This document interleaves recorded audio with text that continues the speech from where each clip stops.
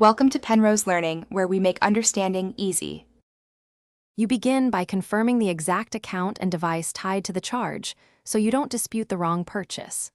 Once done, open the App Store purchase history and identify the charge date, amount, and merchant name. This narrows the issue.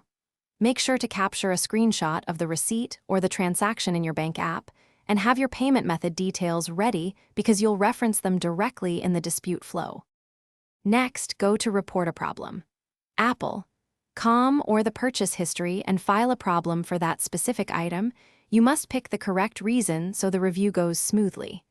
Explain what happened in plain terms and attach your screenshot and payment info. Support triages based on evidence.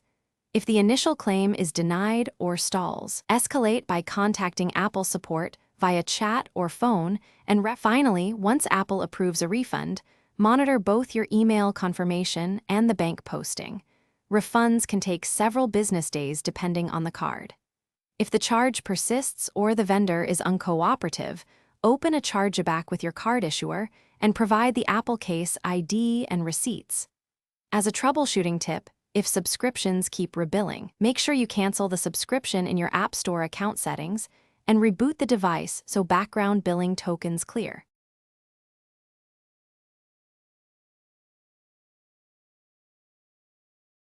Thanks for watching. If this was helpful, leave a like and consider subscribing. See you next time.